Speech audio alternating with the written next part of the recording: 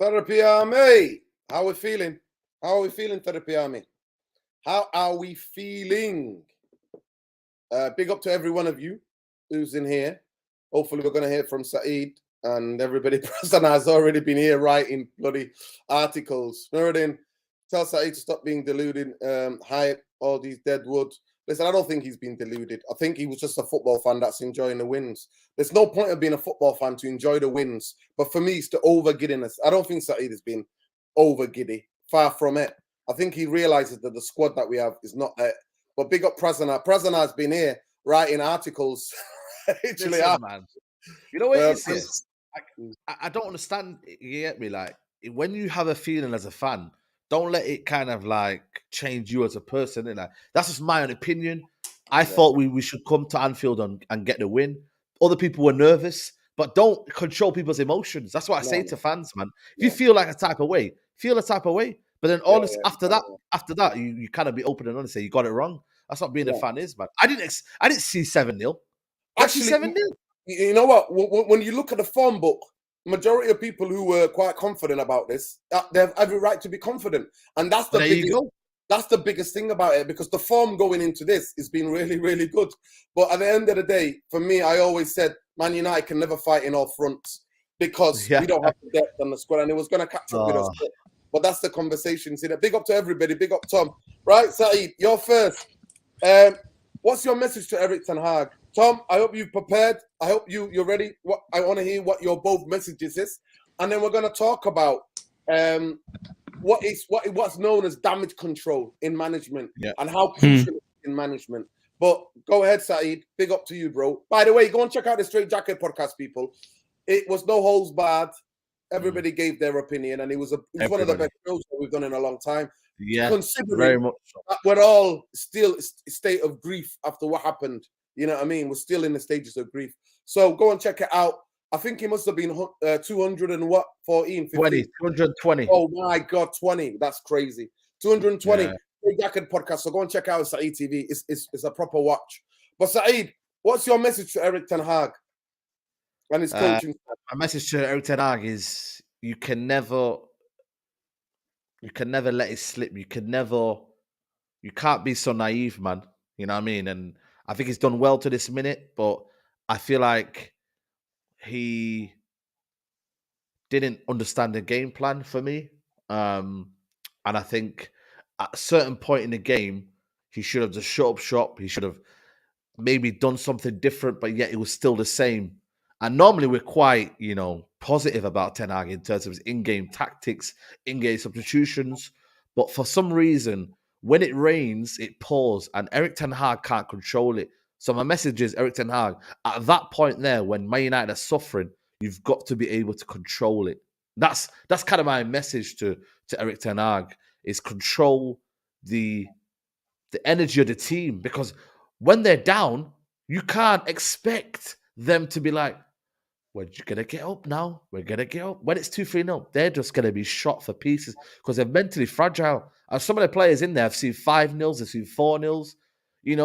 Bruno Fernandes, Rashford, you're looking at Shaw, you're looking at Dalot. They've been there. They've been in there. David De Gea even. I'm not even discarding David De Gea. He's in there as well. So my kind of first message before anything is that you have to be able to control the situation when it's getting very, very tough. And I feel like that moment, I didn't feel like we did that. I didn't feel like there was a game plan for the game, if I'm being honest with you. And again, people are open to be, saying, you know what, it's a blip. I'm okay with that because that's their opinion. But for me, my own opinion is that it was a dreadful, dreadful day in the Man United history, man. Like, that will be forever be remembered, that 7-0.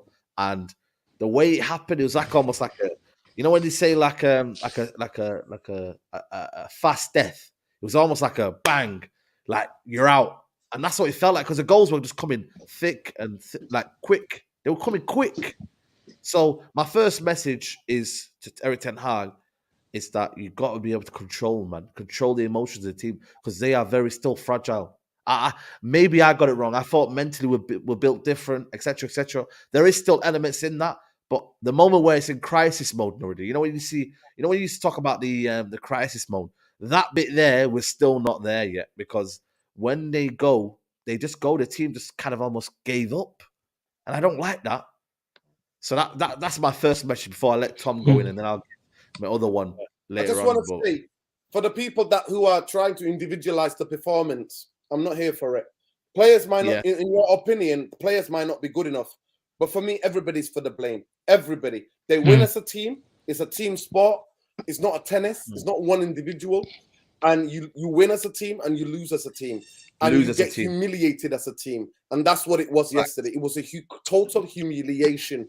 The only other way I could ever think Man United would ever avenge this defeat, if we go and get the guard of honor at Anfield. You know what I mean? Like, we win the league at Anfield. You know what I mean? Like, that's something like that happens. Like, oh, we beat them in a final. Then I can take that and go, you know what? You might have given us 7 that time, but we've got the trophy. So, but go ahead, Tom. What's your message? But nobody's to blame individually. I'm not blaming any individual. It's a collective blame. Collective and collective and collective. And that's what it is. Go ahead. Listen, first message before we say anything. Glazer family, get the fuck out of this football club. That's first message. Erik Tenhag, you came, you saw, but you didn't fucking conquer. You went to Anfield in their mythological year. The year that they won the league, but nobody actually saw it. Nobody was in the stand to see them win the league. That was the only time that Erik Tenhag has ever been to Anfield. Before the game, he said, I know what Anfield means, and I know what this rivalry is. This rivalry is built on what? Blood, passion, sweat, tears. The only thing Manchester United had to show for that yesterday was tears. And it was absolutely shocking. So first and foremost, Erik Ten Hag, you need to make some sort of publicity stunt. You need to come out publicly and you need to not only shame these players, but shame yourself. Shame yourself. Because your predecessors, who have held 5 and 4 in different fixtures, whether home or away against this one team, never could do it because they never had the balls to man up. But you've shown us in the last few months, you've got the balls to make big decisions, to make big calls. Now we need to see some balls now, Erik. And at the end of the day, this isn't a blaming on Erik Ten Hag, because at the end of the day, I look at the two clubs. One's ambitious, one ain't. One's owners are willing to invest even though they were supposedly supposed to sell. Cody Gakpo, plays like that. Liverpool going to snap him up. Luis Diaz was a player who wanted to snap him up. Darwin Nunez, snap him up. What do we have to show for it? 2 loan signings in January. 2 fucking loan signings in January. And listen, the message to Erik Ten Hag is very clear and very simple. These players, you came in the first 2 games, you saw they were frail. They're weak mindseted. Some of these players don't know what it means to play in a rivalry. And I don't care what it takes, how much money, or who you upset or who you piss off. And apologies for any children watching with the swearing. But at the end of the day, these players hung themselves out to dry last season when they dropped down tools on far too many managers now. Far too many managers. And we're not here, and I'm not here for it. I'm not hearing it anymore.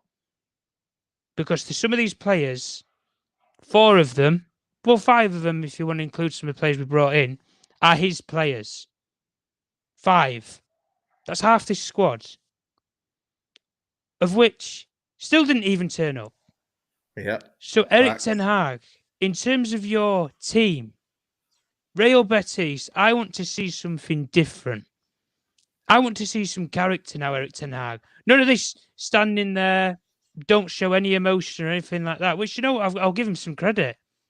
He's got a poker face like Pinocchio. Because I don't think anybody could have... You stood there just arms shrugged. But do you know the one thing that I love about Erik Ten Hag in all of this, and just my last point, he's already given these players the punishment. You will sit in that dressing room They normally do a debrief in a dressing room for about half an hour. And you will sit in silence. And you won't say a fucking word. Yep. And at the end of the day, you will have heard the emotion of those supporters in that stadium. You will have heard the celebrations from the opposite dressing room. You will have heard it all. And it's funny how football can change in 1 week. These players had won a trophy, and then the next week they hold 7. I can deal with, as a Manchester United fan, holding 2, at the very maximum 3, not 7. If you are 3-0 down away anywhere, Anfield, wherever, you shut up shop. You don't play for the ball. You don't try and do all this moving forward. So in terms of your own brazen now, Erik Tenhag, I want to see something now. And I want to see this man that you've become. Because the club have backed you in every decision. The Ronaldo, the Maguire. Now I want to see it now going into Real Betis. But there is far too many factors now. Because we've looked at the transfer policy. We've looked at the players. And at the end of the day, he's been here 6 months and he's overachieved. But some of these players, I will guarantee you now, will never play for this football club again because some of these players will have these performances again. Maybe not as a whole team collective, but individually. And he's an analyst on this. And he will look at these players and he'll think, you ain't for me. Because Malacia, he is as giddy as hell to take Lou Shaw's place in that team, who had an absolute stinker. Delo, he's already looking at getting a new right back. So Delo Wan-Bissaka, mate, forget it. You might stay and sit on the bench, but that's about as much as you'll have as a Man United career. And as for the rest of them, what can we say? Frail. It's disgusting. It's absolutely disgusting. No balls about them, nothing. Couldn't even string it past 5 yards. So at the end of the day, my final message of Erik Tenhag is this. Educate yourself on the values of this football club and the rivalries. And when you've educated on it, we'll go back to Anfield next year with new ownership potentially, another new set of players, and then we will see if you've learned. Because this manager came in and he said, I will make mistakes, but every person learns from mistakes. And we can understand that he's been here 6 months. So, at the end of the day, we've been given 7. We have to hold it and we have to take it. But the only thing that we can do now to avenge our season and avenge this is make sure you win more than Liverpool. Because they ain't winning jack all this season. That's their final. That's their FA Cup, Champions League, Premier League, whatever you want to call it. That's it. This is where we need to show now. Fight for your place. And the way you avenge all of this is you win an FA Cup. You win a Europa League. You push Manchester City or Arsenal to the absolute mere to finish second as a collective and as a group. And when you do that, we might forgive you. But we will never forget. Big up, Tom. And that's the final point. Big up, Tom. Sean, big up. Big up, Tom. What's your message to Erik Tenhag? I think I kind of agree with a lot of what Tom was saying. It's a point I was trying to make yesterday in the spaces. I think from what I saw yesterday, and I was tweeting all this stuff as it was happening, my concerns with the lineup when the game first started. And then when I saw the second half lineup come out exactly the same as the first half, I tweeted immediately, I think it's a mistake to use the same lineup. I don't think this is a lesson that we needed to learn, this way, with 7-0. But I think Ten Hag was very, very naive. And I hardly ever agree with most of what Gary Neville says when he's in his commentator mode. But I think he made a good point yesterday when I was talking about how Anfield could eat you up and spit you out. And no matter how anybody describes the atmosphere at Anfield to you, you can never really understand it until you experience it in real time, which is what happened to these guys yesterday. No matter what they could have been told about Anfield, they would never have been able to understand what Anfield was like until they experienced it themselves. And I think they experienced it themselves, and it's going to give a lot of those players nightmares. It's given me nightmare. So my week is ruined. I'm sure, like many of you guys, after a game, I watch highlights after the game. I watch highlights the next day. I watch all the commentary. Right I've now, still not I'm watched not it able yet. to watch. I'm not Should I able to watch watch it, guys? Should I anything. watch it? No, I'm not watching any of that shit. Like, I'm not able to watch it because, like, and I think because of the trauma from last season, my brain does this thing where once it gets to 4, I'm angry. 1-0, 2-0, I'm angry. 3-0, Yeah. I'm angry.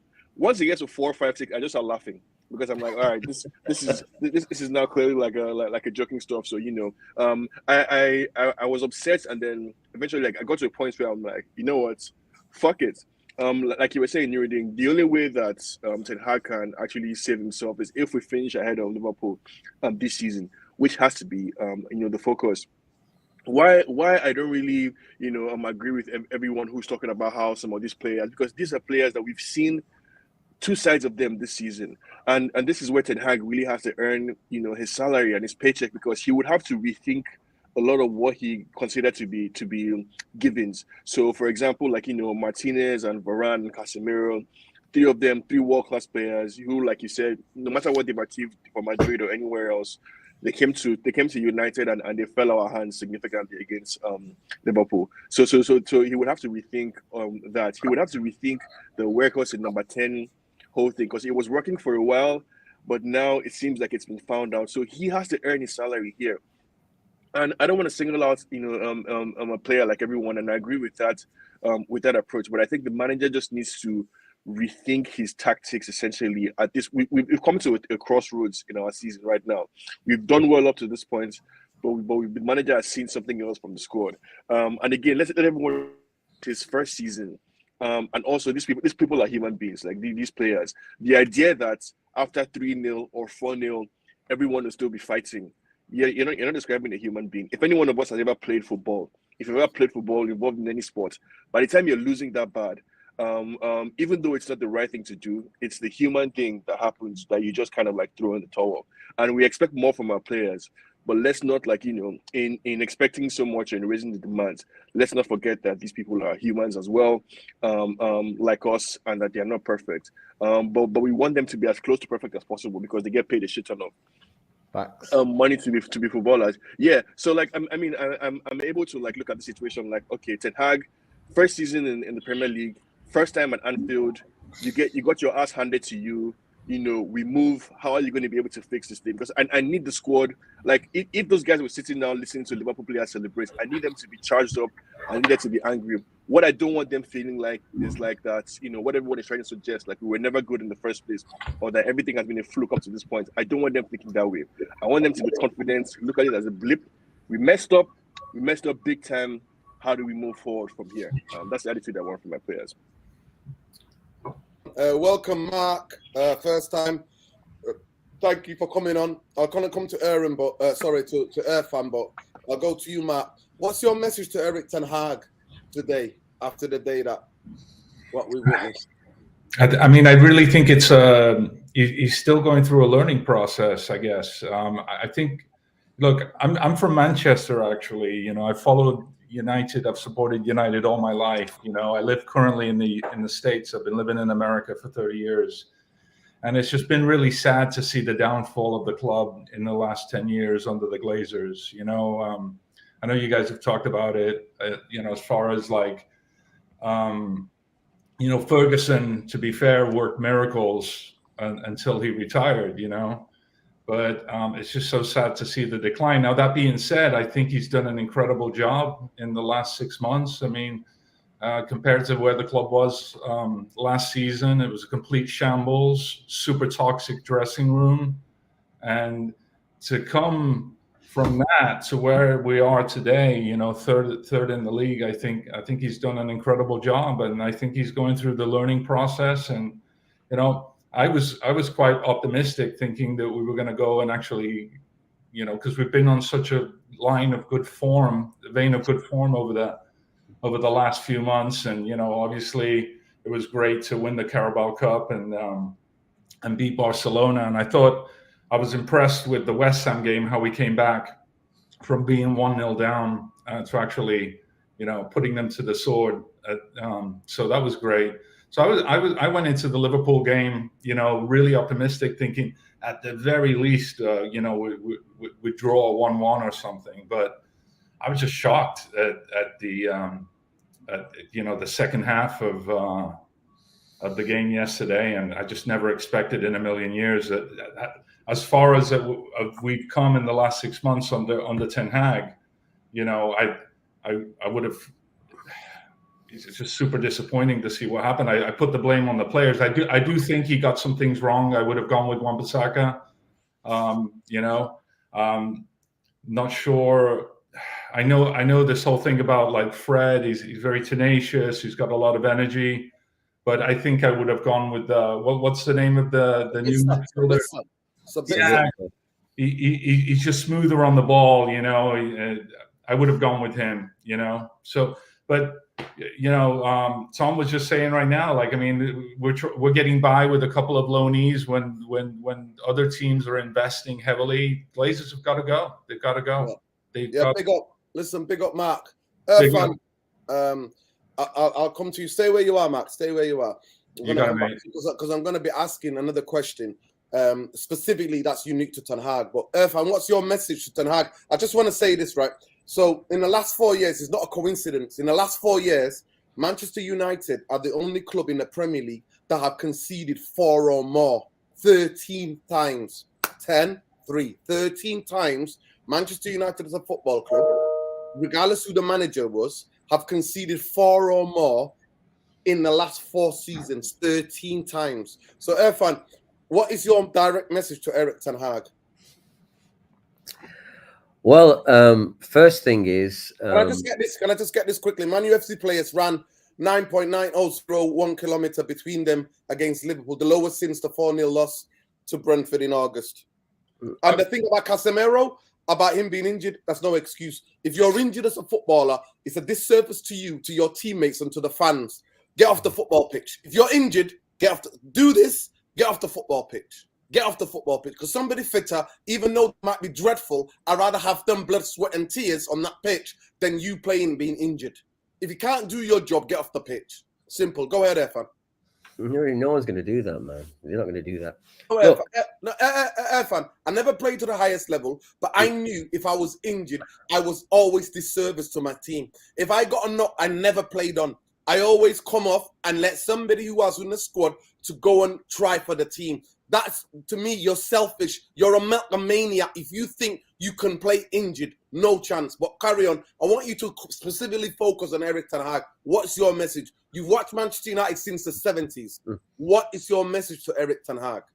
I mean, look, yesterday. The first thing, you know, look, there's so many ways to look at this result.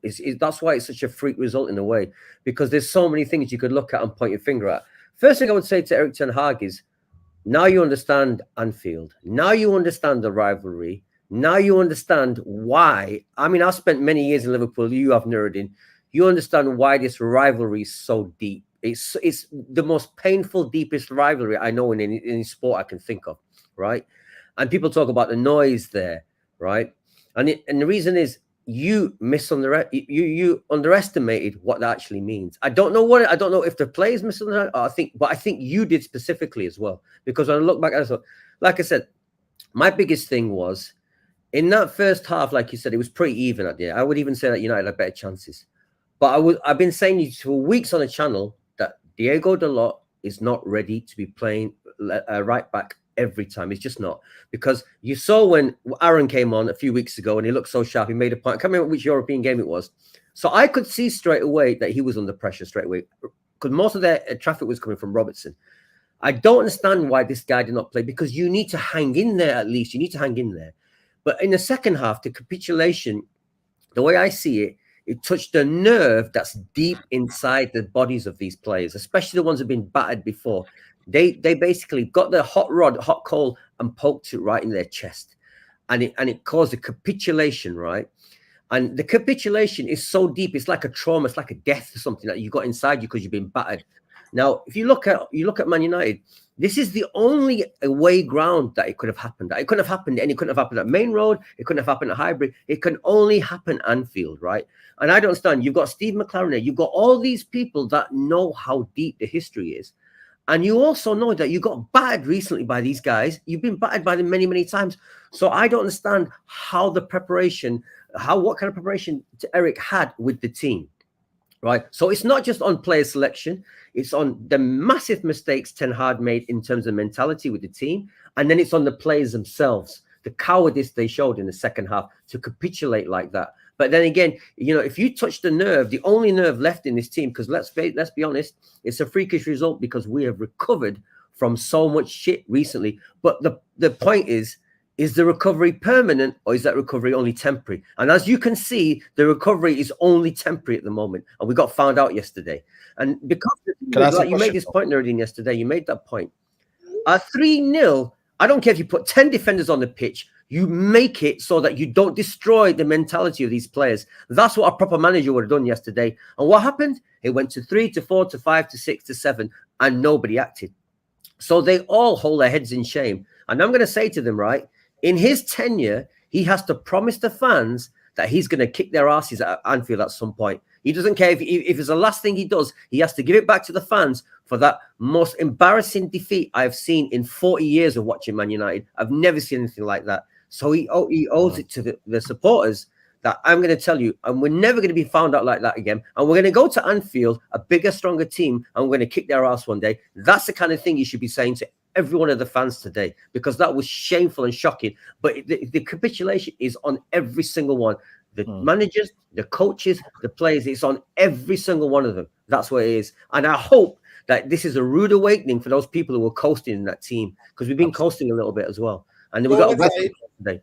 Now, I was just going to say, you know, Tenhag has got a lot of big defeats. And again, I'm not pinpointing him, but when you talk about that, Fanny, you talk about this doesn't happen again. But I'm not going to lie to you, man. We've got a lot of away games coming up, man. And for me, if we don't score the first goal or we don't look like we're in control or whatnot, I can see something happening again. I really can, man, because look, he says that. Nuruddin says it all the time. On my Twitter feed, all my friends who don't know Nuruddin, but they know him through me, say he always mentions the first goal, And when I looked at what that meant, Nuruddin's basically saying that we're still fragile, because if we go behind, we can't turn it around. We can't turn it around.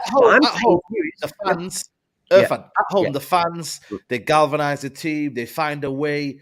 I'm not gonna lie to you, I'm not gonna, gaslight it. David De Gea has kept us in it at the moment. But listen, at home we found the resilience. But away from home is my slight concern, where I'm like, when the going gets tough, hold on a minute. Where's the leaders? Where's everyone just dropped? And it's 3-4, then 5, 6, 7. Yeah. Like, that shouldn't happen. Yeah, but then I could go back to you, Said, and say, okay, fair enough, point taken. But we've had 20-odd games of recovery. 20-odd games. Not 2 or 3. We've had 20-odd games of recovery. So the thing is, everyone's thinking, all the press, all the fans, everyone got gassed up that we have left those days behind. And that's why it's a freakish result. Even if you look at, I've been looking at the stats all morning. I've been analyzing this all morning. I've been thinking about it, right? A team, even if you look at the stats, it's only meant to score 3 from the number of shots. They had 8 shots, 7 went in. That does not happen in football. That I can't even think. It's less than 0.5% or something that happens. So it's a freak result, but it's got so much to go into beyond the freak result that you can break down psychologically wise. There's so much to go into. But ultimately, like I said, my worry is when you get battered that badly, are you scarred mentally for life? Can you recover from it? Can you recover from this? Because it happened with the worst possible team it could happen from, and that's Liverpool, our biggest rivals. Irfan, they've had this before, though. That's the only thing. They had this all last season. They went away to clubs like Brighton and they got smashed up. They went, they've been at their own backyard and they've been smashed up by this team before. So some of these players, they've already been scarred mentally, psychologically. They've already been done. Yeah. And at the end of the day, the only thing I'm going to say on that is this squad, Tenhag cannot play the Ajax way that he was playing over in the Eredivisie. He doesn't have the players to control the game. That's the problem at the end of the day, because this is half of his squad, and half of these players that he's brought in. Less than half, Tom. They're less than half. Well, this is what I mean, less than half. And he's having to co-spy with average players, because if he had his way, I'm sure Delo and Wan-Bissaka wouldn't be his right back at this moment in time, because he wanted Denzel Dumfries all summer, but they didn't have any finances to go and get him. So at the end of the day, he doesn't even have a number 9 to work with at this moment in time. That's I'm gonna how stop you frail there and 'cause I thin need it to bring is. Malcolm in. I need to bring Malcolm in. Malcolm, I'm gonna ask you. Let me just get the super chat. Big up knowledge, Anthony. He says, ban the word blip. Yeah, I agree with you. It's not a blip. Barca losing to Almeria 1-0 is a La Liga. Is a blip based on Blaze in La Liga. Like 7-0 cannot be a blip. So 7-0 to me, what happened yesterday is a humiliation. It's a dark day, and it will scar us forever unless we avenge it somehow. Malcolm, what is your message to Erik Tenhag? Quickly, brother, and then I want to go around with my last question around everybody, and I want everybody to think about. So my question before Malcolm goes is that I don't know if any of you guys have ever been managed, but if you understand management, because it's either of sport or in work life or personal projects that you've got, there's something called damage control, right? So I want you all, Saeed, Tom, Irfan, Sean, Matt, to think about. There is a certain moment that you have to, you have a duty to stop the bleeding. If somebody's bleeding out, you have the duty to stop the bleeding, to keep that person alive. That happens in terms of emergency, in terms of somebody's life, we always say, stop the blood, stop the bleeding. That's the first thing if you come across. We also say in management, damage control, you have to realize where you are, what's happening, and you have to get a grip. So please think about that question. Malcolm, what's your question? What is your message to Erik Tenhag? And then if you can answer that question as well, quickly. Look, so anyways, look, I want to keep it short, but Malcolm, you're on mute if you're trying to talk. Oh, No, can you hear No, me? we can hear him. You can't hear him, bro. Yeah. You can't hear him. Yeah. Okay, yeah. Anyways, so I'll just start off. I'm just gonna start off by saying, look, Ten Hag, like ever since you've come to this club, you've done nothing but um wonders for us. And even though it hasn't been what we that we wanted to be, I just want to say that you're learning, but at the same time, with losses like these, you have to take into consideration that you're gonna be put under a lot of pressure. And so, look, I know that it's look. Um, I know that you're trying to instill a style of play. I know that you're still trying to get your own players, but at the same time, conceding 7 goals to your own rivals is still a big deal. So we're gonna be looking out for these kinds of situations, and if you keep doing these, then I'm sorry, but something has to give. So I'm gonna have to say, that's all I have for Erik Ten Hag. But yeah. Malcolm, and quickly, in management, do you understand that the technique says that damage control? Do you think Erik Ten Hag yesterday did enough damage control? Or did he get caught up in the emotion like the players and started getting angry at certain players and bringing them off the football pitch while they should have stayed on that football pitch to fight? Can you hear me, Malcolm? Oh, you're asking me? No, it's No, Malcolm. yes, Malcolm. Okay. And I think Malcolm, you know what? Drop out, Malcolm, and come back. I'll ask you, Matt, quickly. Do you think that he forgot his duty and he got caught up in the emotion? Because one thing about Erik Ten Hag is that if you're at the stadium, and me and Saeed go to the stadium a lot, we see that if he's not happy with the play, he runs off the bench quickly and then starts shouting and screaming at them. But yesterday, the substitutions he made, especially bringing Martinez off, bringing those players off, and I thought it was a way because he didn't like what they were doing. When we haven't got the squad to cope, do you think he got caught up in the emotion? And do you think that's what's the word? Declaration of duty? Because that's what it felt like to me. I mean, dereliction. Yeah, it's a real tough one to answer. I mean, as I said before, I think he's done miracles in the last 6 months with basically one hand tied behind his back. And what did he have to choose from the bench anyway? I mean, as as sensational as Garnacho has been, I mean, he's from the academy. He's a youth player, you know. And this all goes back to the Glazers. You know, I fucking hate the Glazers. And excuse me for swearing, but like, I mean, we didn't replace Cavani. We didn't replace Ronaldo. You know, how long was the Ronaldo saga going on that they had plenty of time to find a replacement for Ronaldo? And then Mason Greenwood, because let's put the whole, you know, his case aside. He was, you know, before he, you know, got charged, you know, for the allegations. He's an incredible footballer. I mean, he really promising talent. I thought Mason Greenwood was more talented than Marcus Rashford as a central striker. I mean, and his ability to score goals from both feet, generational talent without a doubt.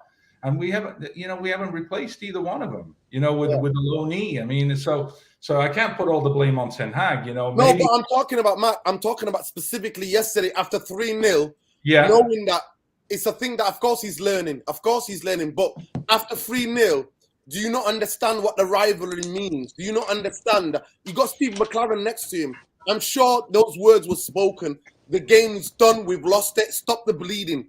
To me, that is where it is a declaration of duty for me, because you have to stop it. You have to stop it. And I don't mean by all you have to tell the ball goes out, get the players, get one of the players to feign injury if you have to, because that's what coaches do at top flight football. They get their players to feign injury so they can get information on that football pitch, to tell everybody to get behind that effing ball, and we're going to do it in 10 minutes. We're not going to concede for the next 10 minutes, and then we're not going to concede for the next 10 minutes, and then we're going to see if we can make chances in the game and get our feelings back into the game. But we're going to be disciplined because we're not going to get embarrassed, right? Losing a game is no shame.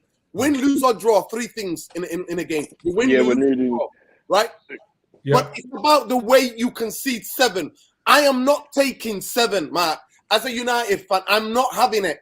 And for me, some went wrong in communication between the team and the manager, because he should have said, everybody back behind the ball, sit back, and we take the 3-0 with our tails behind our legs, and we'll go and fight another day. Do you understand that?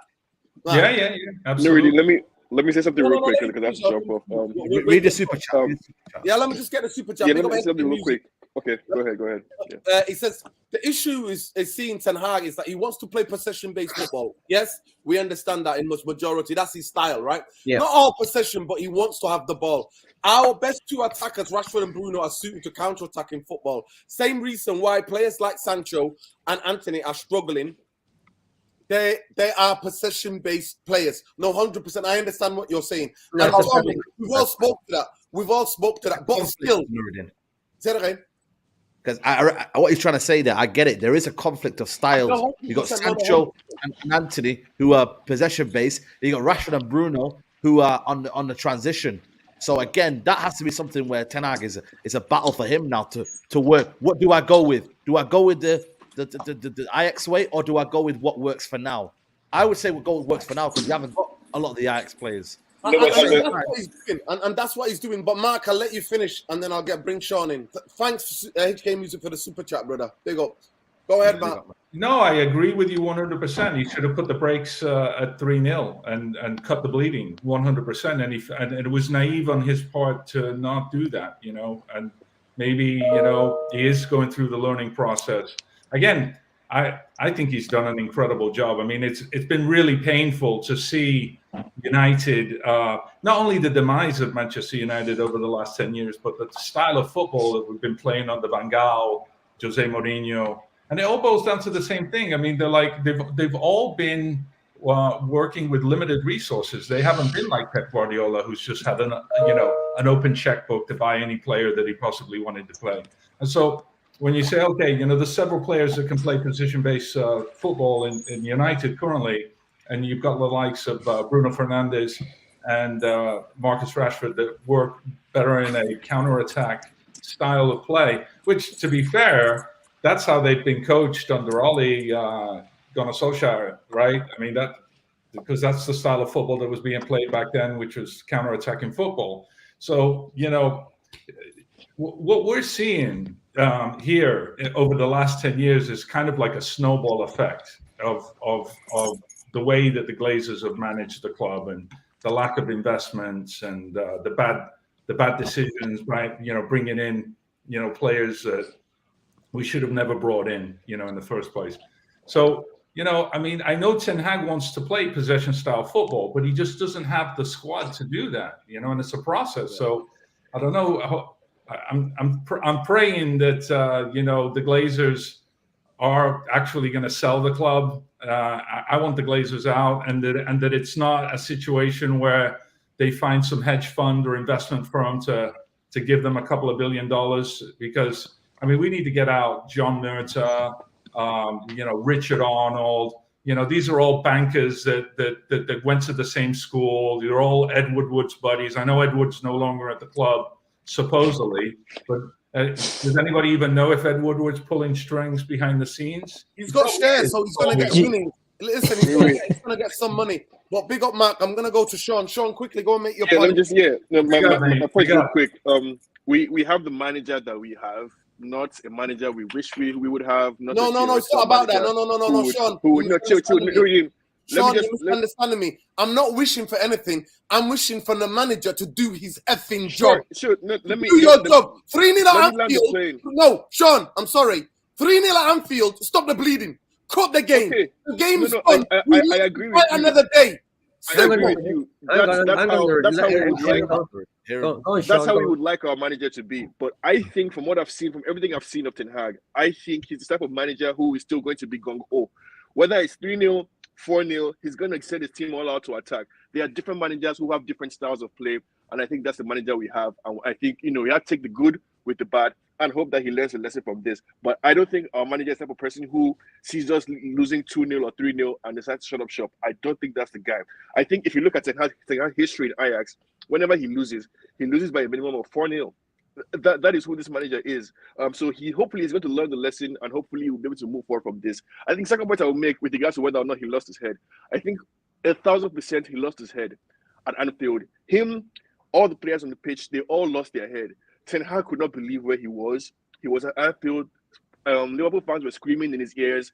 He lost his composure, and he took it out to some players. He's a human being. He's not perfect. He made a mistake. He was vulnerable, and he got caught up in the sauce, basically, at Anfield. The same thing we did to Barcelona when they came to Old Trafford. The same thing we've done to teams when they've come to Old Trafford, where the Old Trafford faithful is singing and powering the team on and making the opponent shook. That's what Liverpool did to us, and that's what they did to Ten Hag. He lost his composure. He had never been to Anfield before. No matter what anybody could have told him, he would never have prepared for this experience.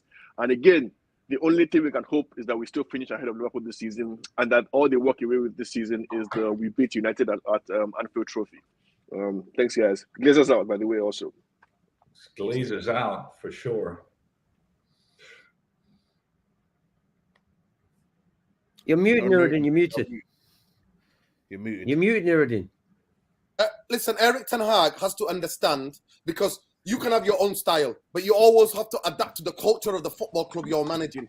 To me, this season, Erik Ten Hag has shown me that at Southampton away, we're winning 1-0. He comes and brings defensive players on, shuts the game. We just defend. At Leicester, he does the same. So many games at Old Trafford this season, he's brought on Fred to shut the game before Eriksen got injured. Saeed, I'm going to go to you. Do you understand the duty, what it is to represent the Man United badge? Not your own ego of your own style when you haven't got the players to play your style of football. Do you have a duty and care for the Man United fan base? Do you have a duty and care for the players who are under you? Do you understand that 3-0, the game's done? In the history of Man United, Liverpool, Man United have never come back from 3-0 down and ever come back to winning a game at Anfield. Do you not understand that?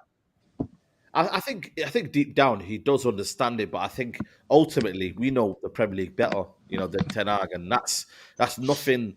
I'm not trying to undermine Ten Hag, but we know that Premier League 1 can turn into 2-3 just like that, and the rest is history. So I feel like maybe Ten Hag maybe try to do things, maybe try to kind of push up the pitch and create overloads, because there was a point where we were. Bruno gave the ball away. I think it was one of the goals, and they quickly went on the transition. Obviously, the players are not trying, but what happened there? What was the game plan in that moment? Why did we bring on McTominay first instead of Sabitzer? Did we not have to get control of the midfield? We did do that. So I feel like that sense, I understand it. There is that sense of duty, but ultimately we were out of control. And that's where my next step for Erik Tenhag is. When it gets out of control, what do you do then? What do you do at 1? What was the game plan at 1-0? Because it seemed like the players didn't understand or didn't listen.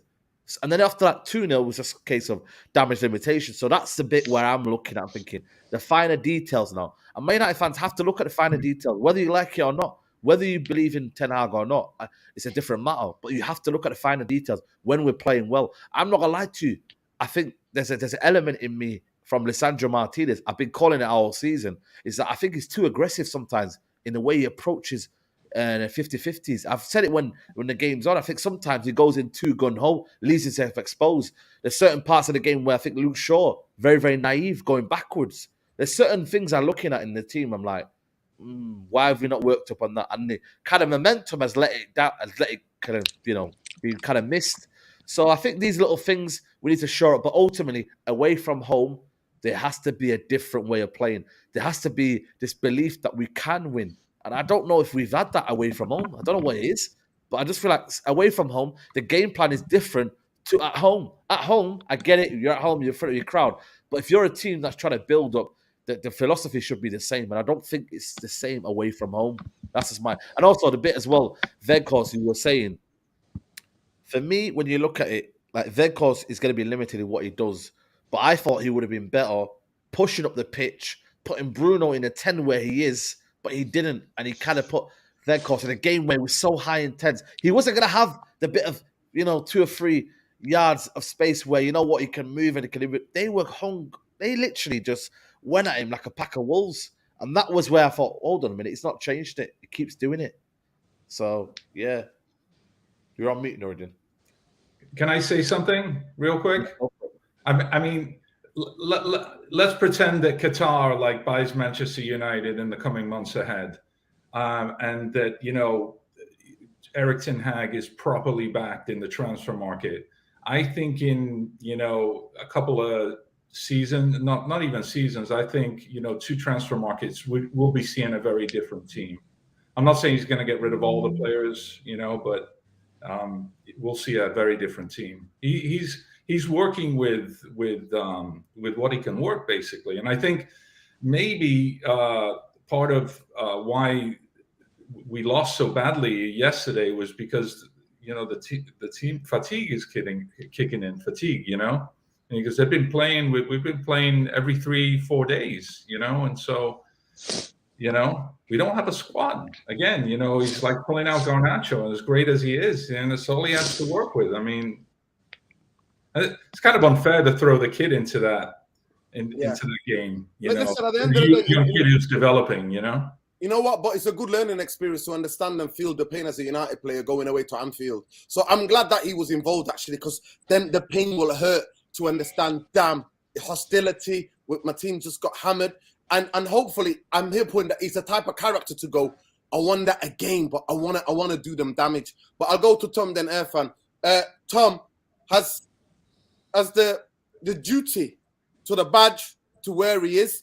And by the way, Alfie, you know nothing about Fergie. To me, I'm questioning your football knowledge. Fergie went to Anfield and put 4 and 4 behind the ball, and I sometimes go to the old Highbury and to the Emirates and do exactly the same. And at times, even though we went super defensive, we would get beat, but we never got humiliated. We never got humiliated against our rivals. Fergie will never allow it. And most of those players knew if they did that to Fergie, they would be sold. So I'm sorry to say, Erik ten Hag has to adapt to the culture of Man United when we're playing our rivals. Tom, go ahead, and then we'll go to Irfan. This is what I said before, though. He's got to learn the boundaries and the rivalries. No, but in management, but I want you to talk about it in terms of management. Do you understand that damage control is one of the most crucial skills in management? Of course, but the thing is, with damage management, he's never had to do that in his coaching career. He's always coached in the Dutch league, FC Twente, Ajax. He's never been outside of England where teams have done him severe damage, where they've blown him for 5 or for 6. He's never had to deal with that. So he's not going to come into this league and expect these sort of things. He'll expect a Liverpool team to come up, maybe 2 or 3 past him, but not 7. And at the end of the day, there's only so much that I think the manager can, in many cases, do. I think in one case of what he did, I think was smart in terms of he brought a lot of the players off, albeit he replaced them with players that were even worse at the time. But when it was about, 4-0 or 5-0, and we still shipped a couple more goals, but he brought a lot of those players off because they'd lost their head. A lot of those players mentally, when you see players like Martinez, yeah, he's an aggressive player, but when you see him start kicking out at people and lunging out at people, he's not that kind of an aggressive player. That's out of character for players like him. Casemiro, where he can't shift his feet, and regardless of excuses with injuries or fitness, fatigue or whatever, when players are doing that, you can't exactly rely on them in that moment. Exactly the same thing with Luke Shaw. There's been all this, saga before the game that players were supposedly getting last-minute scans, Varane, Casemiro, Shaw. If you're having to do last-minute scans on these players, I wouldn't even risk them regardless. I would rather play somebody who's fully fit, might be half the player that they are, but he's still going to be able to give you 110%. And at the end of the day, the manager has got to take the credit and the responsibility in terms of his own sort of analysis and his own way of playing this team. But, as I've said before, you can't limitate something with tools that you don't have. Mhm. What exactly else could he really have done? What brought on Harry Maguire, brought on... I don't even... Lindelof wasn't even in the squad to bring on. Like, the only real defensive options he had was Malacia, who, can only play left back because, yeah, he can play right back, but he's not as good there. You can bring on Malacia maybe for sure. You're going to bring Harry Maguire on for what? One of Martinez or Varane, I think would have been ripped to shit more, if I'm being completely honest. Aaron Wan-Bissaka potentially you could have brought on for Dallo in the game, but I don't look at it and think that there's any major options for Ten Hag to use at the end of the day. He's got the tools that he's got. And what else can we really do in this case? You can't do anything. Liverpool have the better attack than us in so many levels. Liverpool, City, they can change a front three and still have massive amounts of quality there. So with Ten Hag, in terms of damage limitations, I just look at it and think you can ship a game maybe 3-0. You can stick, 4 centre-backs on. But he didn't have 4 centre-backs to pick from. That's the problem. He had the 2 that was on the field and he had Harry Maguire. And Tom, hang Tom, on. But listen, you he's could have got got 11 men behind the ball and said play 10 minutes by 10 minutes. Listen, of Don't course, yes. concede in the next But 10 minutes. when are these players are not listened? They've not listened to him for majority of the second half, if not all of the second half. No, but They're not- well, they've- that's what I'm saying. That's when you earn your. That's when you earn your money. That's when they've you, as a already manager, down. you They've make already. sure- They have already No, down I'm not tools on him buying in it. this game. I'm not They have buying it, already I'm down. sorry. When they are 4-0 down, they are not even thinking about, let's defend or anything like that. No. These Well, players have been in exactly. this Well, same you know what, Tom? situation. Exactly. You know what, Tom? Exactly. That's when you get the message on that. You get the message quickly on the pitch to go, I want everybody behind the ball. I want everybody. But in these players defensive didn't listen and to say, him for the "That's first what I want." 45 minutes. No, They didn't listen Tom, to a word that he said. But Tom, I'm sorry to say this, right? We have sat here and praised Erik Ten Hag's in-game management. Of course we have. We have all said it's been wonderful what he's doing, the changes that he's made, whatever. Yesterday, he got it fundamentally wrong in that. And you know the one time that we got it wrong, Nuruddin? One time that we got it wrong. I'm sorry, but you know what? Try bring Maguire, go 7 at the back. I don't care what you do. Maguire, Wan-Bissaka, Sabitzer becomes a defensive midfielder. Everybody defends. He did not do it. That is a that in duty of care you have to the players and the fans in our biggest rivals.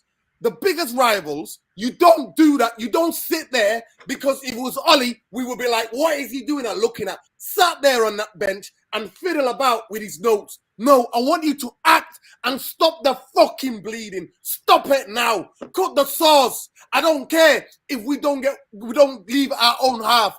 3-0, we go home to fight another day. That's what he has to do. He has to do that. Of course, really. But the only thing I'm saying in that case is we can stick 10 men behind the ball, 11 men behind the ball. It doesn't change the fact of these players had already mentally checked out of this game. For about 50 minutes, they didn't want to know in this game at all. They were 3-4-0 down. Hang on. Let me finish. They were 3-4-0 down. When you're 3-4-0 down, psychologically, you're not thinking, all right, let's all stick 10 men behind the ball. Let's save for another day or anything. These players have already checked out. Martinez, he must have thought that he was on another game. He's kicking out at players rational. That's not the sort of player of him. Luke Shaw getting skinned in 1v1 sort of areas. And whenever we've played big games, Luke Shaw, the only big game that I saw him turn up was Manchester Derby. But Arsenal, the exact same story. He got turned over by Saka like a bottle cap. Salah again yesterday, turned over like a bottle cap. Weak, frail mentality of players. And the same thing that you've just said, Reid, about you can stick 10 men behind the ball. But at the end of the day, if the majority of this squad is only half of his squad, if half of the squad listens to him, that's not good enough. Because half of this squad isn't his anyway. So these players might think, oh, well, you were never my manager, you didn't bring me in.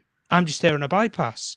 Dillo and players like that, they didn't get brought in. They were about 4 or 5 managers ago now. And this is why I'm saying in this case, you look at the options on the bench, pretty much 3, I think about 3 of the players on our whole entire bench, 4 of them if you want to include a goalkeeper, 1 of them's a goalkeeper and 3 of them are youngsters. The only centre-back option he had was Harry Maguire. And then the only full-back options he had was Malacia and Wan-Bissaka, who, yes, you can bring on for damage limitations, but there's no point. The game's gone. The players aren't listening to you anyway. Well, that's where we'll disagree. There is a Well, point. we'll disagree on that, Reading. But the only thing I'm saying in that case is they have not listened to him in that case because half of that squad did not listen to him. And if a majority of a squad do not listen to you, you cannot control that team on the football pitch at all. To me, I didn't see that because when they were winning, they were listening to him, and all of a sudden they're not listening to him there. For me, it's simple. Irfan, I'll come to you and I'll ask you the question. For me, it's simple. Yesterday, his duty to Manchester United history, he's embarrassed us with his man management in that second half. It's a disgrace what Erik Tenhag did. An absolute disgrace. He got caught up in the moment and he started making substitutions that were personal because the players weren't doing what he was asking them to do. At the end of the day, for me, it's simple. It is simple, Irfan. You have a duty of care to the fan base at your biggest rivals. The reason why low block, most teams who come up from Division 1 play low block when they play the big teams, because statistically, the data is in. Having low block defensive game works. You don't concede 7 when you go into 10 behind the ball and you keep it tight and you fight for every ball. It works. There's a reason why that works. I'll ask you the question, Irfan, and I'll bring Malcolm in. Hopefully Tom can come back. I'll ask you this.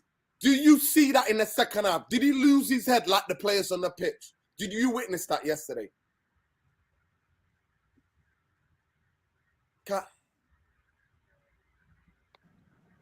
Yeah.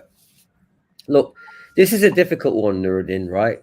Because you're saying one thing, you're not letting it Tenhag off because you see him culpable for the second half, the horror show. You see him. Mark says something. Malcolm says something else. Saeed says one thing. You know, I didn't agree with him about Martinez. You know, coming and being aggressive. That's his game. I didn't have any problem with that. Tom made some good points as well, valid points. That's what I'm saying. The reason why this is such a freak result because it opens up all those wounds that have not healed. Everyone is open, every single one, and everyone is coming at it from the angle. Irfan, please, let me speak for myself. It was never healed for me. Never healed. Oh no, it hasn't. I know it hasn't. The wound.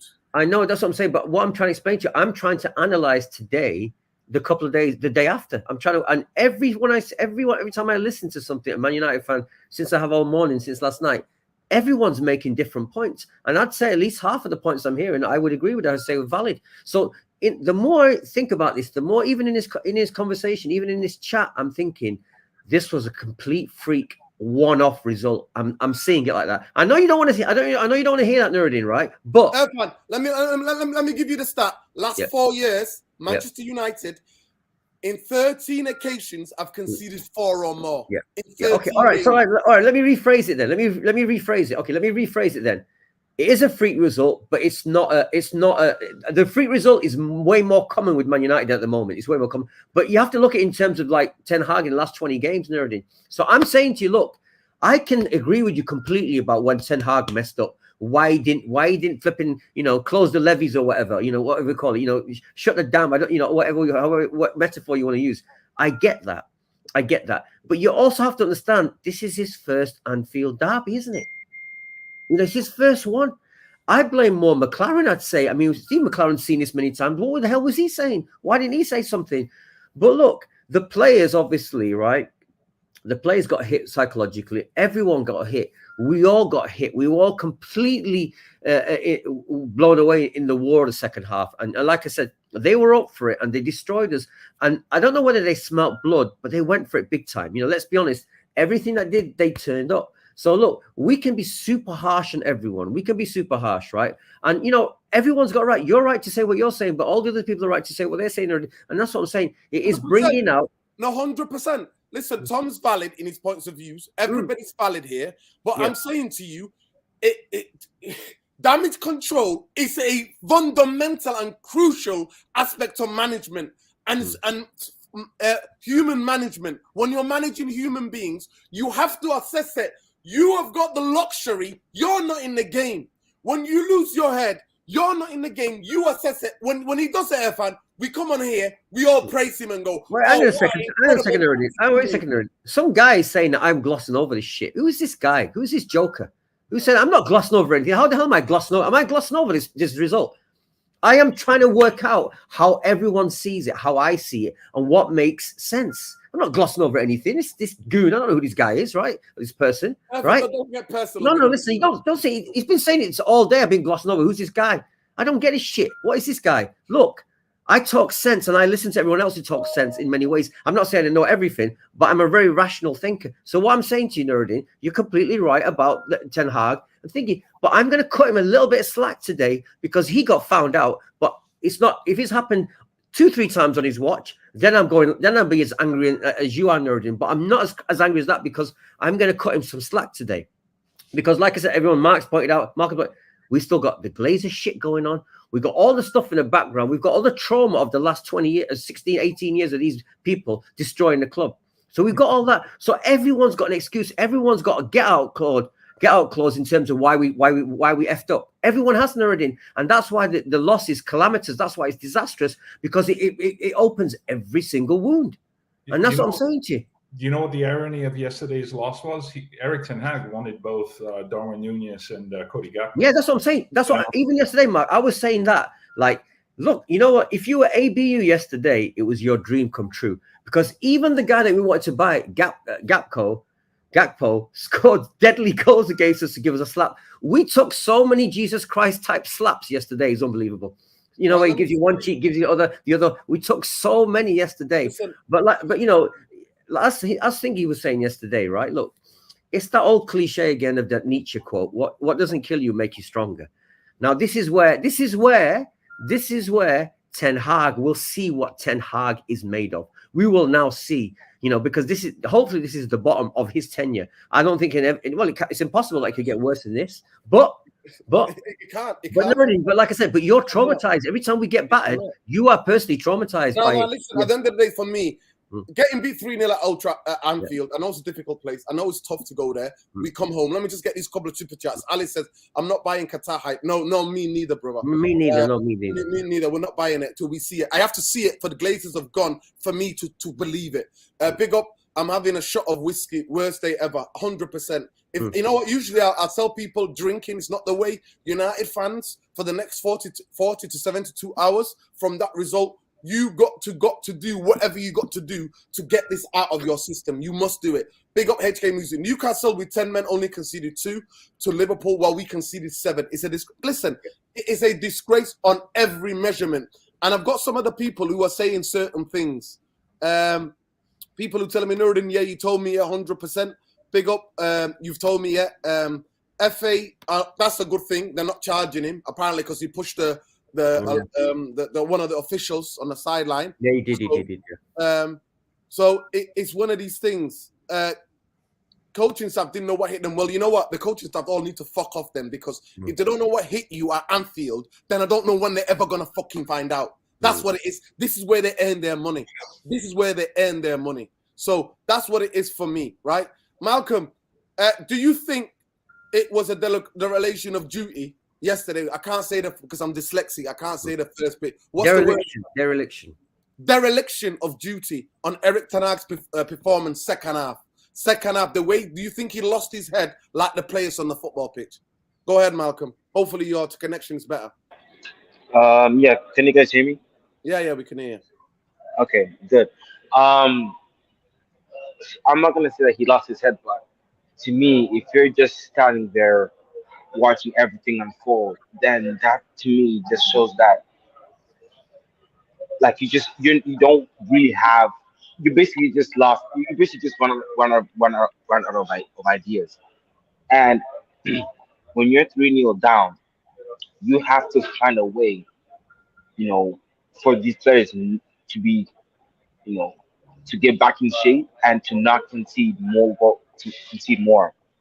Because yes, we know that we know that you don't really give civic to these players when they perform at their at their worst. But then for you to just stand there and not say a word, like we know that you're a serious manager, but then just show something, show us that you're trying to show us show us something different, like show us that you're trying to change the situation. Don't just let the whole situation unfold and not and not do anything about it. Like we you know I'll start off by this. Look, 20, I've been supporting this club since what 2016, and I've seen a whole lot of bad results in my time as a United fan. 2016, Chelsea 4-0 at Stamford Bridge.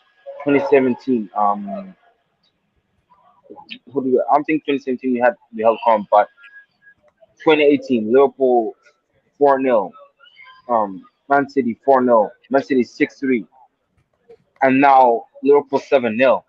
Like how long is this gonna how long is this gonna keep up? Like I can't go through this process where we end up blaming Ten Hag for for all this. Just like I can't go through this process where we have to start thinking about sacking Ten Hag, because I don't want to get to that situation. You know what I mean? Like I can't go through it again, because I know deep down like he's the guy to change this. I know he's the guy to fix this situation. But I feel like yesterday he didn't really change Right, anything. you've gone Like, out he of just game, let bro. everything go. Yeah. Oh, Listen, big up. We can hear some background noise, but big up, Malcolm. Thank you. Listen, 100%. I'm not saying what Tom is saying is wrong. What I'm saying to you is when we give praise, we come on here, we all get giddy and excited, and we give praise and say, what an amazing tactical switch from Ten Hag to win us the game. What Because an they've all amazing... worked, they've all worked this season. All these changes have worked this season. So when we say that, we say all these amazing things about him, how we changed the game, how we closed the game, how we bring some defenders to close out the game, how we bring some tall players when we're facing teams that like to cross the ball in the last 10, 15 minutes, all of that. But when he stood there yesterday, I'm sorry, you're not honest with yourself to criticize the manager.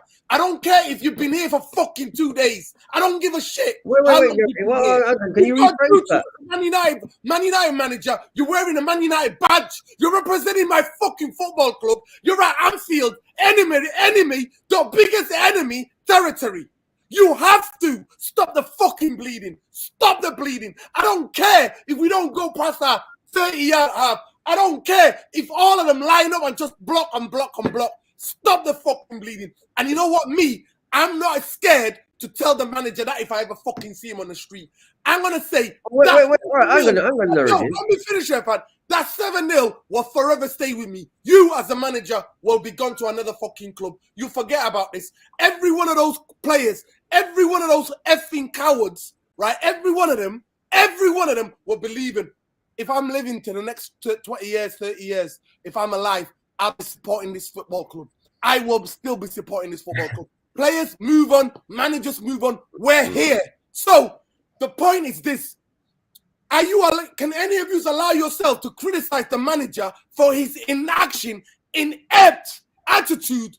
He lost his head like the players on the pitch. He started getting personal with the players. The ones that didn't listen to him had to come off. No, you managed the game 10 by 10 by 10. The reason why low blocks work is because it's harder for teams to create chances when everybody's behind the ball. Nuruddin, no one can disagree with you. No one can disagree with that point. No matter how angry. Listen a minute. Listen. I understand, right? I understand your level. I know you well. I understand your level of anger. And frustration, because it's happened many times. And every time we get beat at Liverpool, you get very, very angry about it. I know that about you. But I'm saying to you, look, your point is a fair point. But there are other points to it apart from that. That to me is the main one. I said it to you last night. Even I texted you at 9 o'clock this morning. I said, on reflection, I think the major point is he didn't stop the bleeding. And that's on him. I do get that's a major point. But it brings in, like I said, I'm repeating myself, it brings in all these other ones. It brings in every single one, like the Glazers. Some people are saying fitness. Some people are saying so many things about players' balls. They're all being highlighted. So, look, everyone's got different reasons. And all I'm trying to say is, like, we have to work out what the lowest of the low was. What's the low point? Is this the low point? Is the game another one? And like you said, he's going to go. We're going to have to live with this defeat in history. We're going to live with it. But like I said to you, it's a difficult one to really call because we don't know what's going to happen in the next game. We just don't know how much we're affected until the next game. And look, and when I know it might be crazy for even moving forward, but we're still ahead of these guys. We've still got a chance to cement third. We've still got. I know the pain is painful, but there's got to be a point where we move forward. The worst defeat in Manchester United history. Man United have been a football club since 1878. And I'm going to come to you, Matt. Obviously, you don't live in Manchester anymore. You don't live in Manchester anymore. I was fuming 6-3, right? You are from Manchester, Matt. You were the same when we lost 6-3. You were the same angry. Listen, what it means, right, to be in the city, Matt, right? What it means. You understand that, Matt? And conceding 4 goals in 44 minutes. So the people think this is the only time it's happened. No, it's happened. We conceded 6 at City. And Erik Tenhag still did not learn to stop the bleeding. People were like, you're too harsh on him, you're too harsh. I want this manager. I said to everybody, please, we cannot get Poch. We want the next upcoming manager. I watched how Ajax played in the Champions League. And I thought, with the Glazers the way they are, I need a manager that's going to be papering over the cracks of the Glazer so we can at least watch a bit of entertainment football. So, to me, when you do that at Etihad, yes, we got the revenge, and that was the happiest day. Not when we won the Carabao Cup. My happiest day was beating City and them only having 1 shot on goal in 94 minutes. With all those stars they have, they had 1 shot on target in the whole 95 minutes. Right? Was the happiest day. I walked around, I cycled around the city, and I had my head high up. Right? So you live in America, you don't live in Manchester anymore. I can't believe that you work with diehard Liverpool fans, you work with City fans where you work or what you do. So to me, I'm saying to you, Matt, right, when you're detached, some of my family are diehard Liverpool fans. The only way I can ever avenge is we beat them in a Champions League final.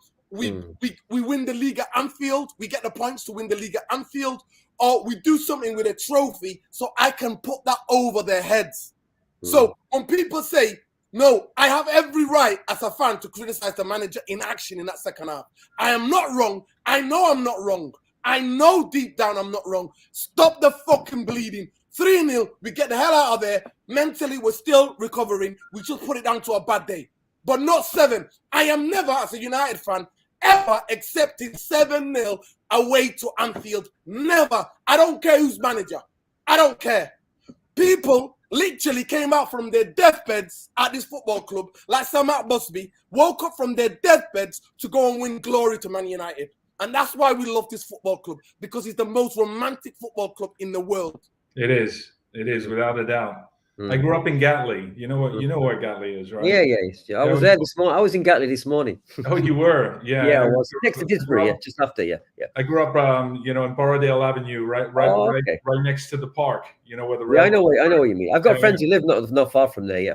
Yeah. The funny thing was that my mom and dad separated when I was like 1, and because my dad's side of the family are all City fans, and so like we went to go live with my grandma and my granddad in Borrowdale Avenue in Gatley, and my uncle John was a diehard United fan. So ever since I was a little boy, I was just like, that was my team, like it's.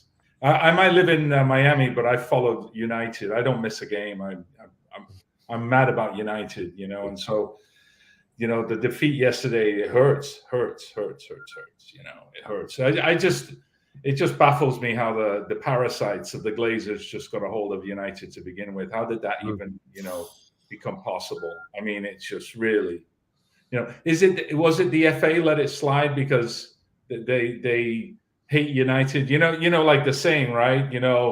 Hated or adored, but never ignored. There's, Mark, it's financial systems. We don't really care where the money comes from. We don't care how it's leveraged. We're not like a clean, morally sort of careful, society like Germany and places like that where we value our treasure, our society. We're an open checkbook. If you got the money, it doesn't matter where it comes from, oil money, whatever money comes from. Britain. Look, everyone knows, like London, for example, is a home for laundering money. And, no one even know, because no one, I know he talks about football, understands politics. No fun channel you ever go on, they haven't got a clue about politics. So when people mention the Glazers being bought, I'm saying, look, you're in a country where it doesn't matter. The country does not care which billionaire buys the club. It doesn't care. It hasn't got any ethics. It's a Tory conservative left country on the whole. It espouses neoliberalism. It doesn't care about fans. The idea of fans owning football clubs like in Germany is a pipe dream. We are very, very close to the American system. We are the America of Europe in terms of finances. The only difference we've got is we've got an NHS, which is a socialist principle. But on the whole, when you say that to me, why are you allowed to buy it? It's because, like I said, nobody cares. The Tory party, for example, and the right-wing Labour Party, the Blairites, they're open. They believe in a private sector owning everything. So please don't get confused by the fact that they got hold of it. I'm surprised they get more. And the fact now that Newcastle, Saudi Arabia, we might get some others. All the private business, American, hedge funds. This is just big corporate business. And England is very, very open to that type of business. It's as simple as that, Mark. Honestly. Yeah. I agree with you. Let me just say this. Listen, let me just say this to every United fan. The only people you can accept banter today from is Liverpool. You can never accept it from any Arsenal fan, especially to the younger fans. Message to the younger fans. Don't ever expect anything from Arsenal because their worst Premier League history defeat, we own that. We own that. They're on a dog leash. We're walking them because I was there when they held eight goals at Old Trafford. They held 8. That's their worst Premier League result in the history of their football club. And we got that. So don't ever get bantered today or any day by Arsenal fans unless they avenge that. Today, we're only taking any form of banter from Liverpool fans because they can do that to us because it was the other way around, we will be doing it to them. But don't take it from anybody else. Arsenal are a minor small team. They're not even the biggest successful club in London. They're not even that. So they can't talk to any of you. Remember who you support. Remember who you support, people. Remember we are the biggest, like Mark says, adorned, hated, never ignored. That's who we are. That's who we are. So don't ever forget that. That's why it hurts. That's why it hurts because we're that big. And the Glazers have done everything to damage that football club. Everything. And at the moment, I wish we would be owned by the fans or be owned by somebody local, people who get it and understand. But I'm sorry to say, when the horses have bolted, they have bolted. The genie is out of the bottle. Those days are over. The damage that they've done in the 18 years, the Glazers, the only one can do that is extreme wealth. To undo the damage they've done in the last 18 years. No other thing can do that. And I'll tell you something, like here in the US, like I can't tell you, like all the time I meet people, they're like, they support Manchester United. It's just incredible. Like how many people actually support Manchester United, Not Miami United, no. Manchester United, not Miami Manchester United. Yeah, absolutely. Crazy about Manchester United. I mean, absolutely. I mean, Mark, one of the reasons also where when you look at analysis, it's like, and me and Erik discussed on the channel before, it's because we've got one of the biggest, if not the biggest global brand. Everybody makes money off discussing United.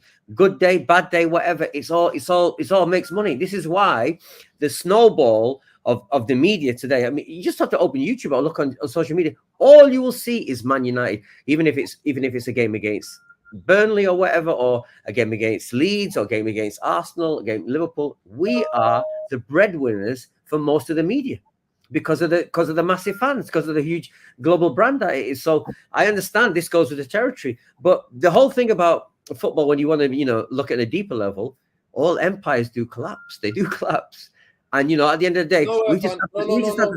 Listen, Irfan. I'm sorry. They do, Nuruddin, they do. Listen, I have to correct you there. Yeah. Manchester United demise is not organic. It wasn't. Yeah. It was coordinated, and it is something that's done. Let me just get the super chat. Big up Bombay Bad Boy. So he says, your tears are fueling the cup, so keep it up. No, my tears are not. My anger is to my own club. I'm not talking about Liverpool fans. You're getting clipped, so be it. Forget other good. Forget the unbeaten run, progress and all. Cry and find happiness. Leicester won the league for effing sake. Don't shout, man. Okay, I'll say it to you calmly. I do not give a damn what Leicester has done. So don't bring me any other teams. I don't care what Leicester have done. Yes, I've been on here. I wanted Erik Tenhag. I've been praising Erik Tenhag. Irfan will tell you, when we spoke before, when even Oli came, I told him there's a guy in Holland, Ajax manager. Keep an eye on him, Irfan. He plays. He did. I said this was 2 years ago, right? So I wanted him. I was praying and begging, please not Poch. Get Erik Tenhag in. I'm 100% behind this manager. But you know what you think? Because you support somebody, you can't be honest in your criticism of their performance. That's what you like to think. You think there's only two ways. You support somebody, and that means you can never criticize them. I'm sorry. I'm not a clientele journalist. I'm a fan that's emotional. I just saw my team get handed 7, the worst result in the history of Manchester United. People go, the 7-2 in 1930 against Wolves, Boxing Day. Oh, I tell them no, because at least they scored 2 goals that day. Here, it was 7 zilch. This is the worst. That was against Wolves. This is against the 2 of the biggest clubs in world football. And in this country are Liverpool and Manchester United. That is it. So the only way to avenge that is winning a trophy or getting the honor clapped. They're going to clap us onto a pick before a game because we won the league. That's the only way you get, by trophies, not by even beating them 7-0. I want to do that. So I'm sorry to say I reject you. I appreciate your super chat though, but I reject what you're saying about me shouting. I am saying I love Erik Tenhag. I want him to be successful, but I can criticize him. And what he did yesterday in the second half was disgraceful. I expect better. I hold every manager. The biggest, one of the biggest responsibilities in world football is being a manager of Man United, being a captain of Man United. That used to mean something. People that would sweat blood and tears going to Anfield. It's not even about style of effing football. It's about your temperament. It's about, do you want it? Forget tactics. It's about not conceding 7. It's understanding that when you're 3-0 down, game's done. Let's get out of here, guys. We live to fight another day. That's what it is. We know the history of these players and how they turn on managers and how they down tools. I mean, they turned on Jose, they turned on Oli. They have that history. At least the players that were, not the ones obviously that Erik Tenhag signed in the summer, but the rest of the squad. So. Mark, the thing is that because that relates back to player power, you see, and that's just simple economics. It's much cheaper for an owner to get rid of a manager Arsenal fans than it is for players to get rid of some players. Let me say something to the Arsenal fans. With the 8-2 results, it wasn't in the 1920s, it wasn't in the 30s, it wasn't in the 60s, 70s, or 80s. It was 2011. Most of you were alive. You watched your team get destroyed by an average, papering over the cracks, Fergie team, and your manager got sent to the stands and he didn't know where to go. That's what happened to you. So of all people, you can't talk to me. You know what you are? You're a dog. We've got you on a leash and we've hid you down in a dungeon. That's what you are to us. You've never even won a Champions League, a European Cup.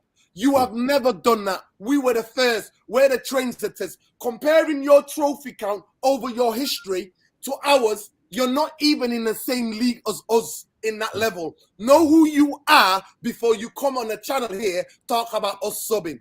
Talk about us subbing. Talk about us subbing. Know who you are and who you support. So hold tight.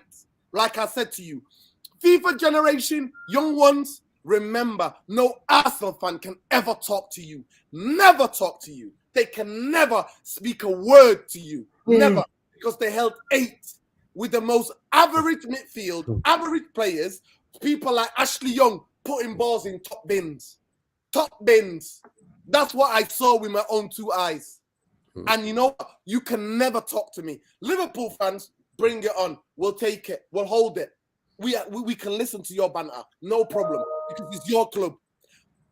Arsenal fans try to banter United of the success of another team. That is disgraceful. I'm embarrassed on your behalf. Real Arsenal fans, not heard a beep out of any of the real ones that I trust. Not the ones that were so deluded they don't even watch their team. They concentrate on Man United results. Those, they're not even Arsenal fans. Why should you care? But like the banner says, like Matt said, adored, hated, never ignored.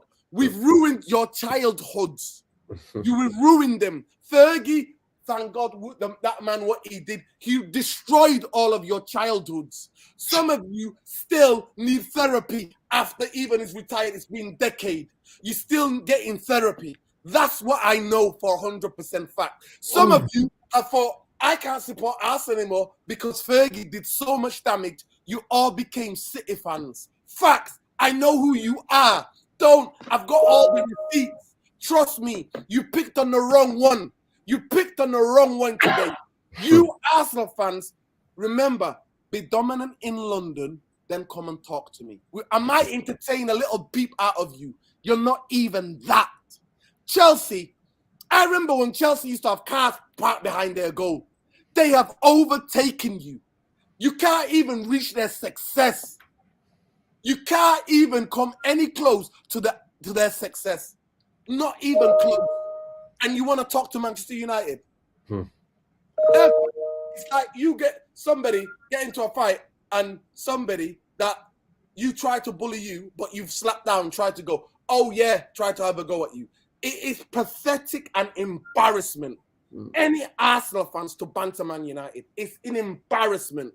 We're not even in the same mindset in terms of football clubs and where we are. We're not even there. You held 8. Avenge 8, and I might entertain a sentence or 2 from you guys. I have a question for you guys. How empty is, I mean, because you local lads, you live in Manchester, how empty is the Etihad? Listen, I'm not going to lie to you. Listen, the song goes in it. The city is yours. The city is yours. 20,000 empty seats. Are you effing sure? Songs come, Mancunian banter. You've been away for 30 years, man. But that's Mancunian banter because we know they can't fill it out. You know what they do every time they win the Premier League? They take it around all the primary schools to get the kids to touch it and stuff, try to brainwash kids. And that is because of the Glazers, what the Glazers have been doing. Big up, Snake says, top of the league, 7 up, hold that United. Let me share something with you, Lorden. It's like whenever, because I have gone back to Manchester to like watch a game or two, you know, like 4 times in the last, I haven't been in the last 3 to 4 years, but whenever I've been in Manchester and I'd make it a point, like people I stop on the street and I say, who do you support, red or blue, you know? And I'm not lying. 90% of the people tell me I'm a United supporter in Manchester. You know what the what do you call the guy at the hotel where I would stay? He said, you know, when United play on the weekend that United play, Manchester City Centre is like buzzing, like just people flying in, going out to restaurants. You know, because it's a whole event, right? You come for 2 days. 75,000 seater stadium.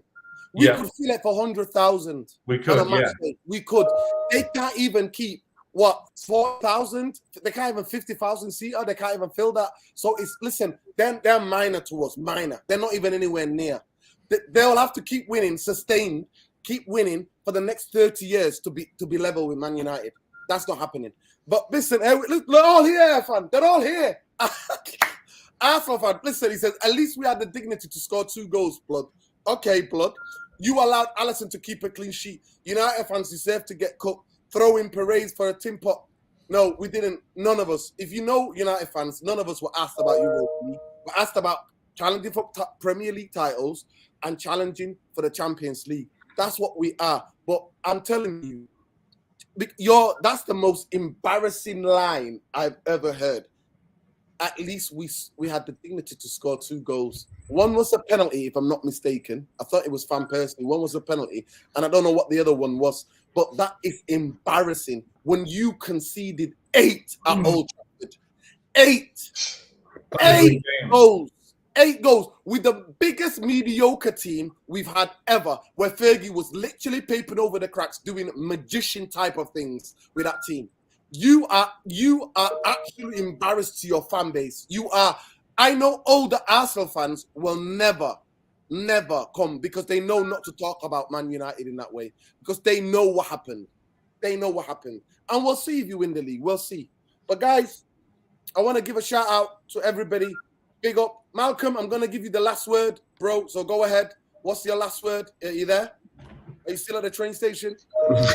Yeah, I'm still at the station. That's why you can hear a lot of the background noises. But yeah, just to touch on the last on the last word.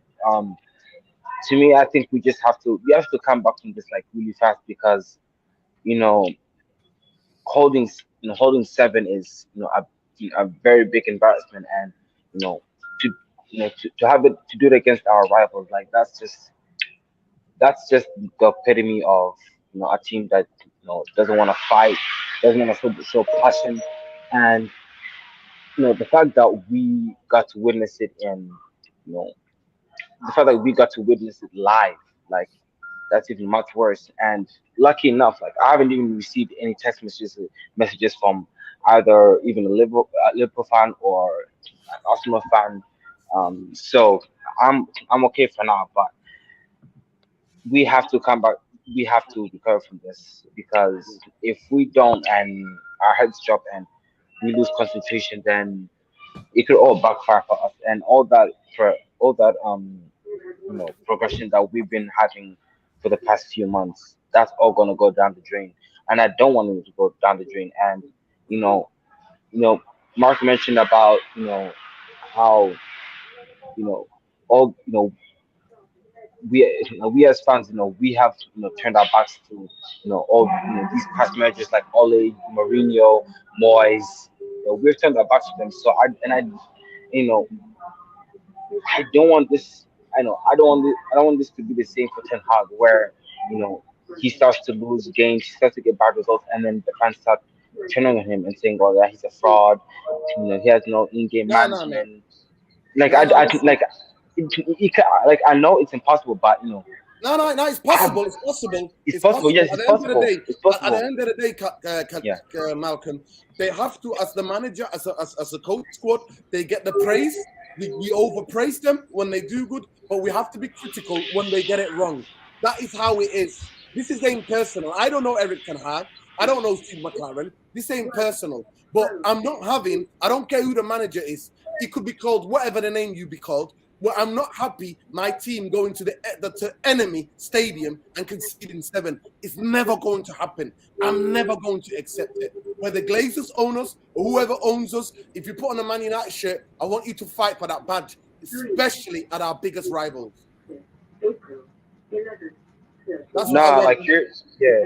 absolutely spot on because I've been through this like so many times, so I don't want this to happen again. Like, and it should never happen again. Like, and I think Ten Hag knows that if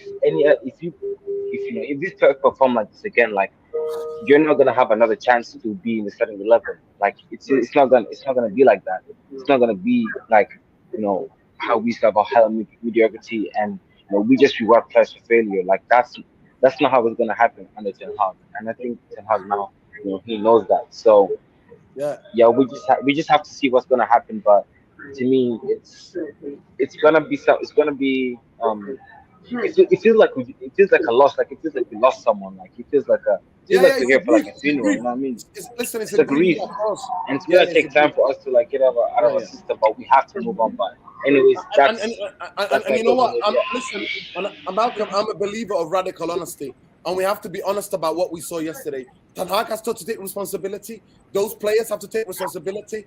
And we have to move on from this. Man United have come back from bigger tragedies than this. They've come back from literally come back from the deathbed to go and win the European Cup. So Manchester United, glory, glory, Man United. We never die, but it's going to take a lot to avenge this. It's going to take something monumental to avenge this. And we have to try to look positively and think the players and the manager can get it together and bring to at least to be able to have a good finish to the season. For me, if we win an FA Cup, that goes to a long way mending it, because then I can go around Liverpool and drive around with having a placard of Man United lifting the FA Cup. Because what they won last season was 2 trophies. And I can go, their greatest Liverpool team in the history of their club, that's how they coined it, won a League Cup and a FA Cup, and they paraded that. So that's why it would be. That would give me some solace. But big up to every one of you. Big up to Mark. Mark, are you on social media? No, I'm not really. I'm not. But I'm a big fan of your of what you guys are doing. So yeah, man. Big up. Listen, big up, big man. up, bro. Listen. You always let me know in the comment if you want to jump on anytime. No problem. Big up, Mark. Thank you so much for coming on. Khalees, go and check out Khalees's. Khalisa. Malcolm Glazer. Malcolm Glazer. Sorry, Keezer. I'm dyslexic, Malcolm. Apologies. Malcolm Glazer. Go and check out his YouTube channel, and then go and check out his Twitter as well. And Mark, thank you for coming on. Irfan is Irfan Radio on Instagram, music, and Irfan Radio, a lot of politics, some bit of football on Twitter. And I'm your host, Mr. Structure, that guy Red Devil. Go and check out my tweets and interact with me. I'm happy to interact. No other channel other than Saeed's channel and this channel are more interactive with the fans. We don't think we know any better than you. We're just passionate fans who get their points across. Nothing is personal. It's a football opinion. But it's going to take me a long time to get over that result. A long time. A really long time. So look after yourselves. Thank God there's a game, quick game on Thursday. Hopefully they can get their minds ready for that game. And the Southampton game, which is going to be a difficult game. Southampton are quite a bogey team for us in the Premier League. They've always been and they always are.